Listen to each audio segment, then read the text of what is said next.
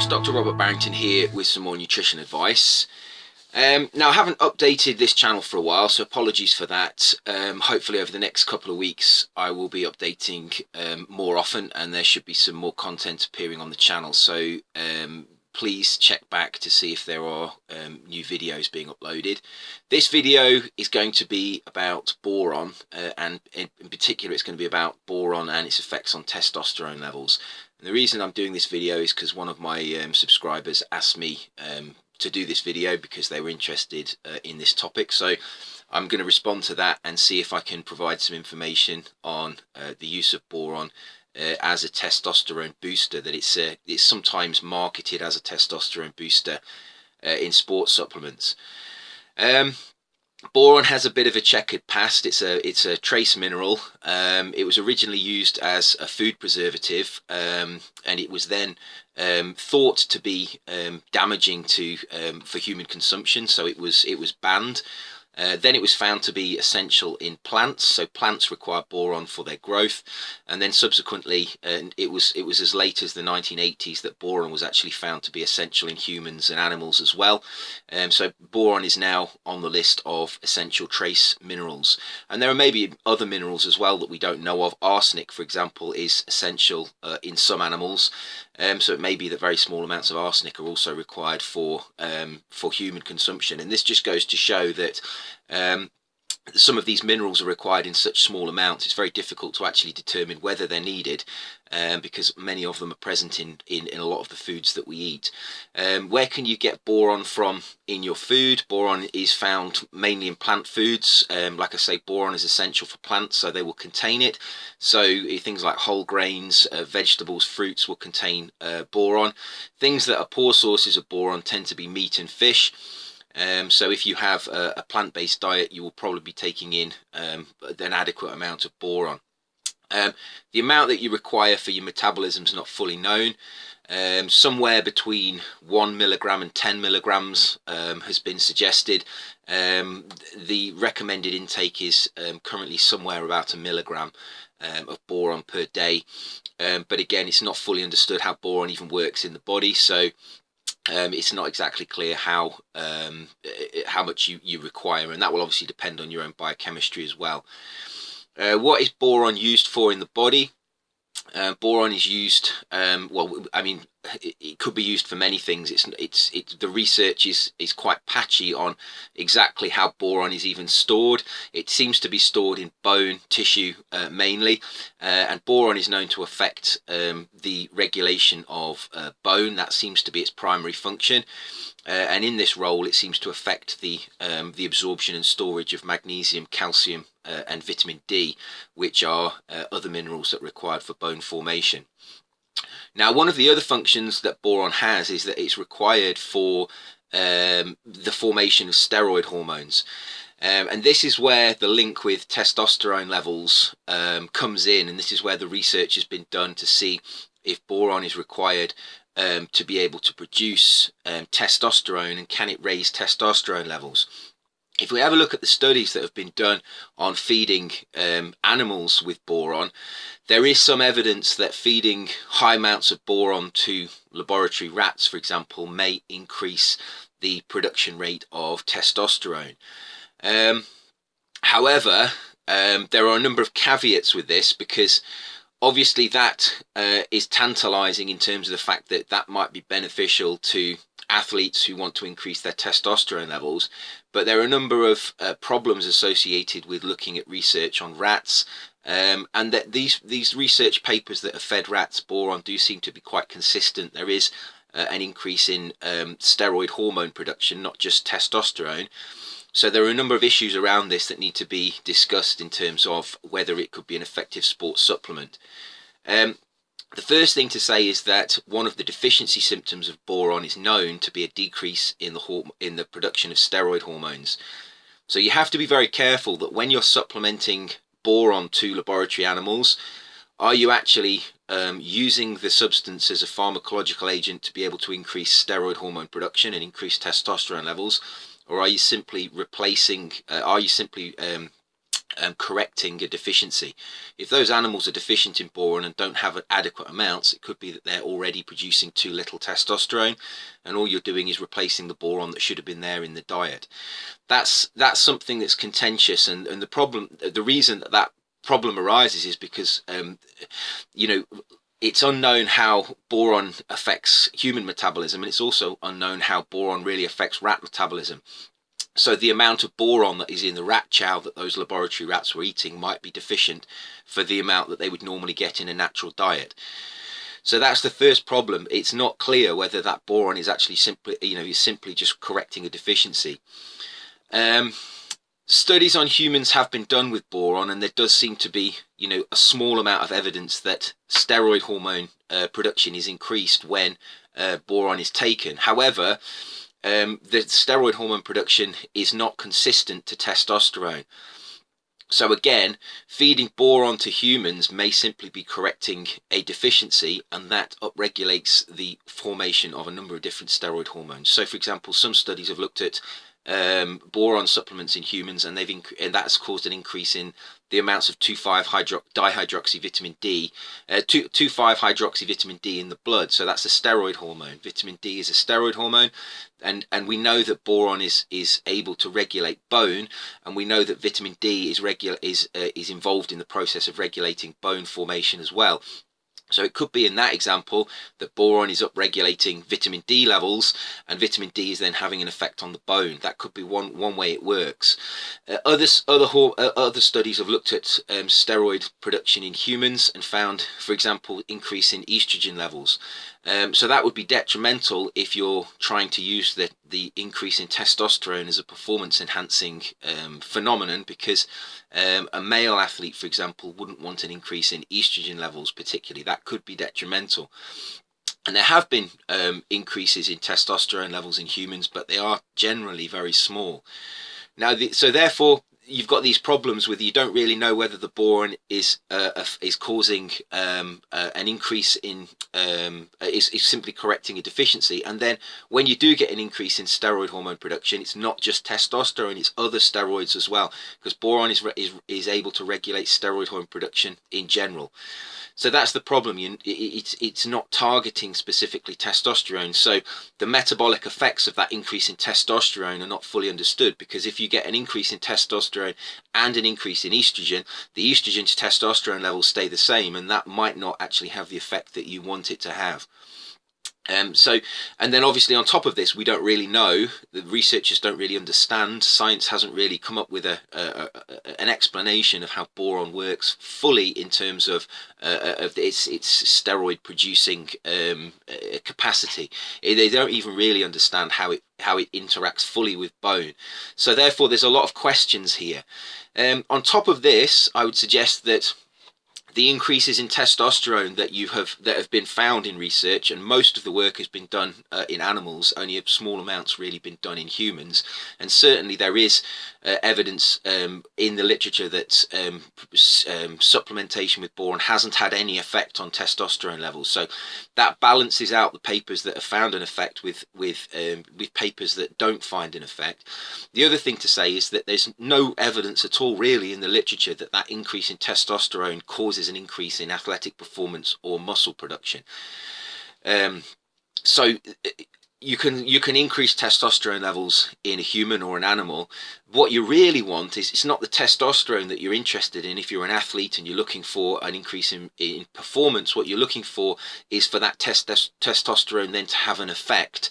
And this is the bit that's missing from the research. There may well be evidence that steroid hormone production, including testosterone, can increase with boron, but the next step is what you're interested in, and that does that testosterone translate into improvements in performance and decreases in recovery time, increases in the synthesis of muscle, and that is lacking in the research. There's no real evidence that taking boron is a performance enhancing. It's not really evidence to be an ergogenic aid.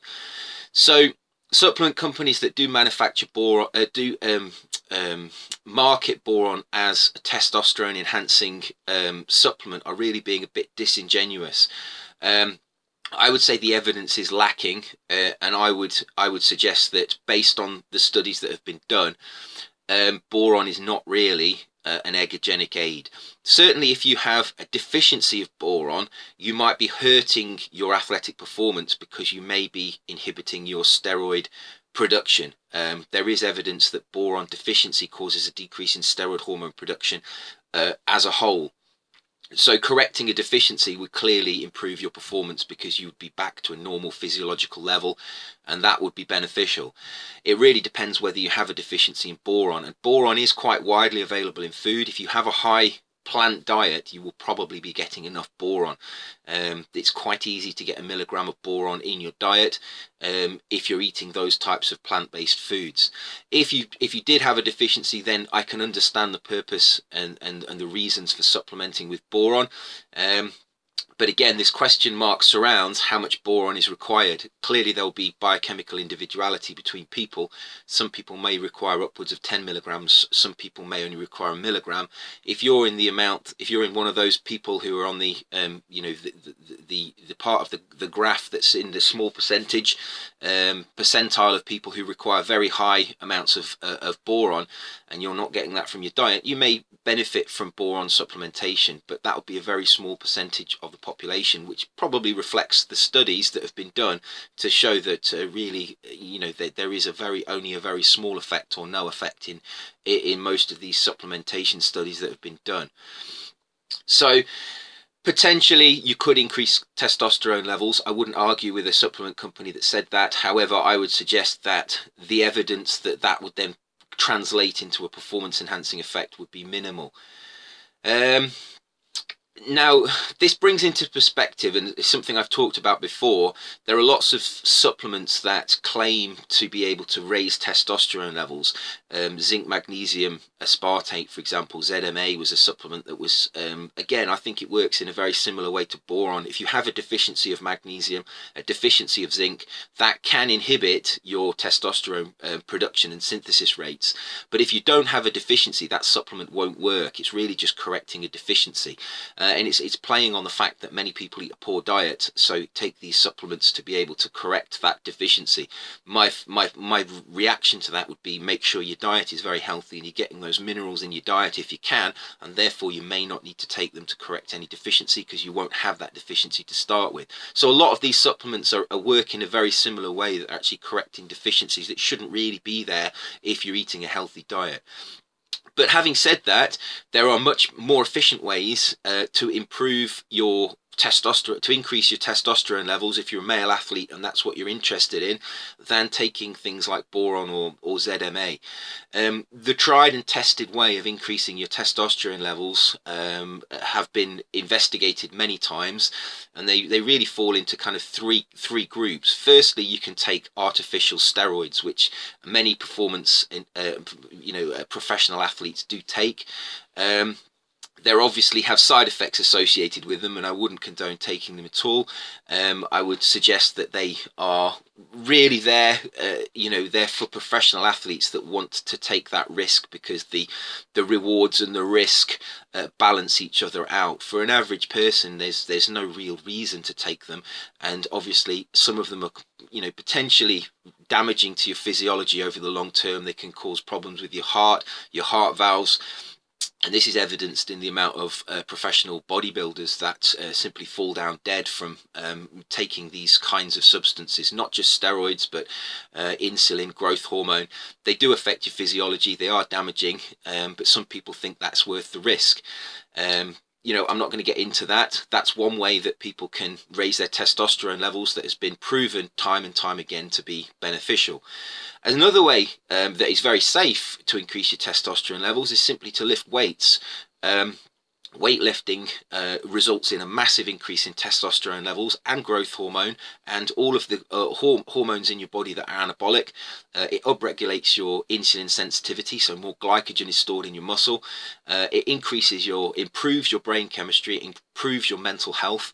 And weight training has been shown time and time again to be the best and safest way to increase your testosterone levels. So if you're interested in improving your testosterone levels, for whatever reason that is, I would suggest that lifting heavy weights is the best way to do that, and that's been shown time and time again. Nearly every study that's looked at supplements and their ability to cause increases in testosterone that is also incorporated weight training comes to the conclusion that even the control group, without taking the supplement, gained a certain amount of testosterone and a certain amount of muscle. Their testosterone levels increased X amount, their muscle mass increased X amount simply from the weight training. So it's been shown in many studies. The last way to increase your testosterone levels is something people overlook quite often, and that's to decrease the stress in your life. Cortisol and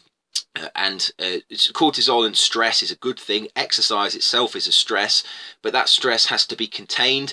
It has to be managed, and it has to be of short duration so that your body has time to recover. If you're under chronic stress from work, or you're under chronic stress from relationship problems, or chronic stress from a job that's too difficult that you have to do every day, that's very physically demanding, and you don't give yourself time to recover, if you go to the gym too often and you don't have enough rest days, that's a chronic form of stress, and your cortisol levels in your body will become chronically elevated. And that's one of the best ways to lower your testosterone levels. If you want to lower your testosterone levels, and you want to have, if you want to damage your performance and your athletic performance and your ability to recover, exposing yourself to chronic stress, whatever that is one of the best ways. So if you want to raise your testosterone levels, one of the best things you can do is avoid stress, is keep yourself in a very, a relaxed, calm, and mentally stable situation in your life, so that you're happy, and your testosterone levels will naturally find their high level that most people have when they're in those situations. So stress is a very damaging thing, not just to testosterone, but all hormone. It upsets the hormonal balance of the body as a whole. One of those things that it will upset is testosterone levels. It will also affect your growth hormone levels. It will affect the balance in your hormones. It will affect your melatonin production. It affects everything from the top down, all the way through your body. Your physiology will change and it will become detrimental, which is why I talk about avoiding stress as much as possible. And any supplement that can help you recover from stress, and any supplement and any obviously dietary strategies as well. A healthy diet will make you more resilient to stress as well. They're going to have an effect on your testosterone. And linked to that, it's not exactly the same, but it's been shown time and time again in psychology papers that winning, performing well, doing things you enjoy, is a way to improve your testosterone levels. Losing, being perpetually put down, being around negativity are ways that your testosterone levels will decrease. So if you want to increase your testosterone levels, naturally, obviously, excluding the use of anabolic steroids and that sort of things, weight training is a very good idea. Avoiding stress, so don't train too often, don't expose yourself to too much stress, and avoiding situations where you're in a mentally negative state perpetually, so you're being put down, you feel like you're inadequate, you go to work and you dislike your job. Many people who go to work dislike their job, and they feel like they're perpetually being henpecked at that job. That's the sort of thing that can lower your testosterone levels. So find a job that you enjoy doing, and enjoy doing it as do it to the best of your ability, and enjoy life. That's really where you need to be to have high testosterone levels. And those types of things that you can do will have a much bigger, they'll have measurable effects on not only your testosterone levels but your health as a whole. And you'll find that if you're in that kind of environment, weight training in a happy, healthy environment, eating a healthy diet, you'll find it quite easy to put on skeletal muscle, because your testosterone levels will be naturally high. Taking things like boron, ZMA, compared with those, is going to have a minuscule effect, if any effect at all. There are very few supplements that naturally raise testosterone levels, and those ones that do, they tend to do it transiently for a short period of time, so they're not effective in the long term for building skeletal muscle.